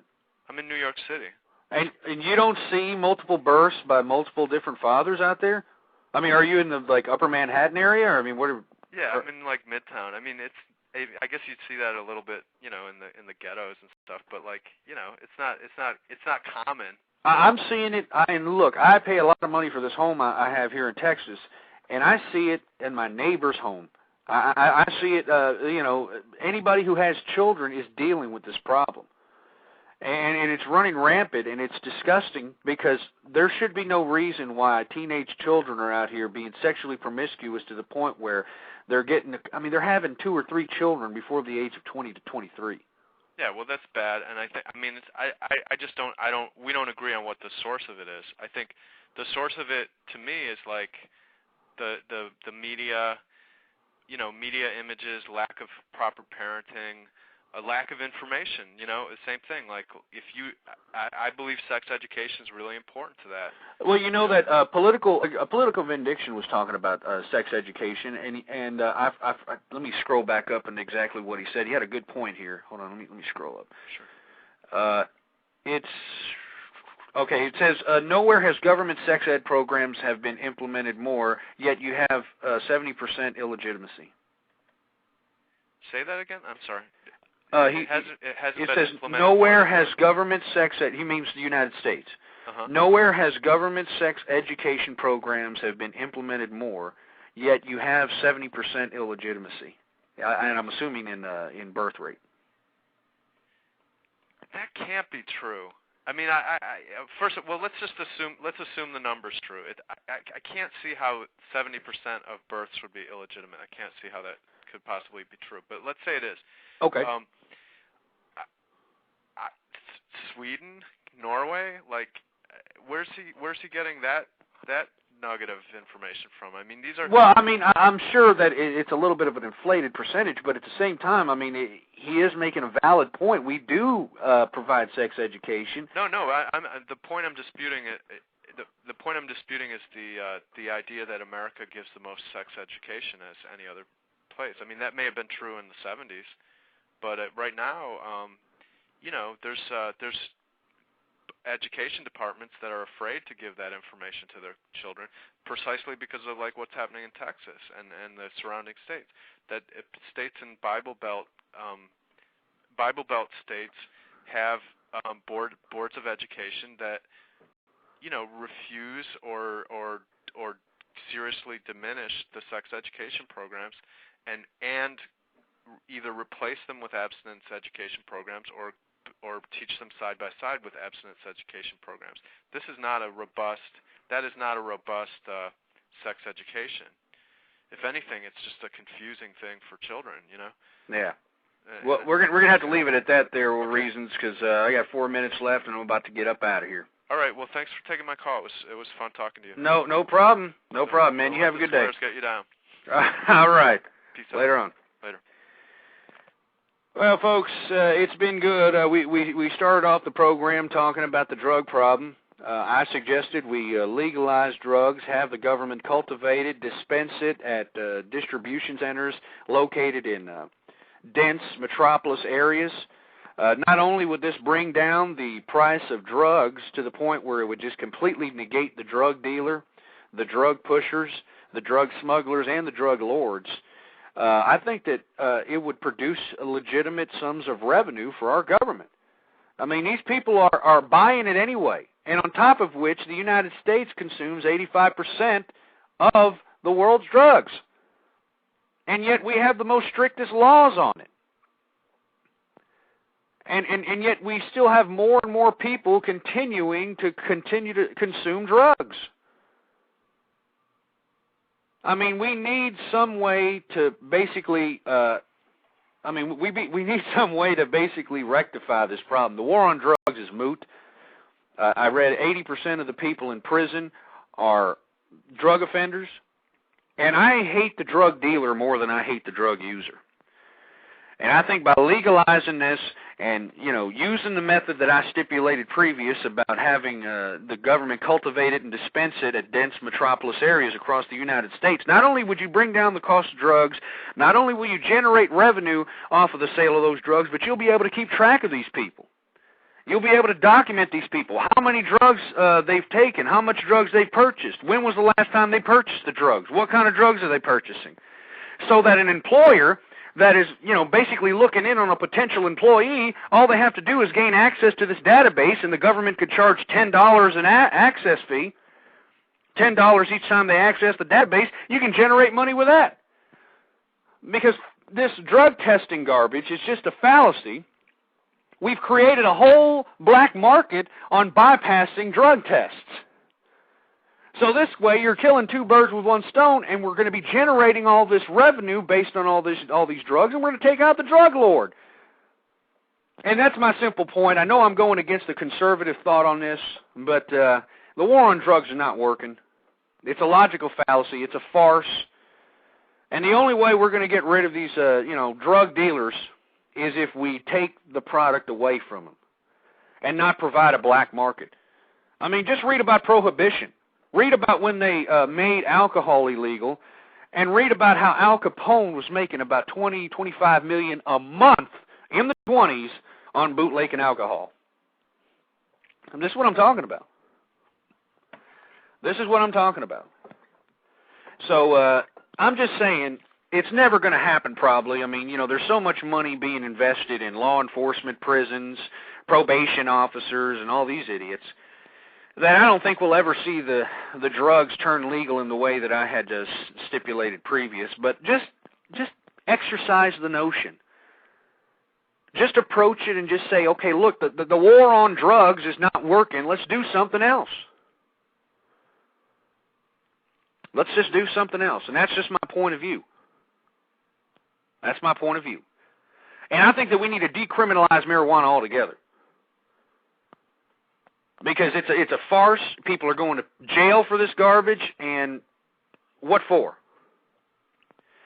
Anyway, folks, it's been nice. It's been a great show. Thank everybody in here for listening to me. Like I stated, I'm getting great numbers, triple-digit downloads on iPodcast, and triple-digit numbers whenever I'm on the air. Thank all of you. I'm going to be here the same place, same time tomorrow evening, 9 p.m. Central Time. I'll catch you then. God bless you. God bless America. Death to feminism. And I'm out.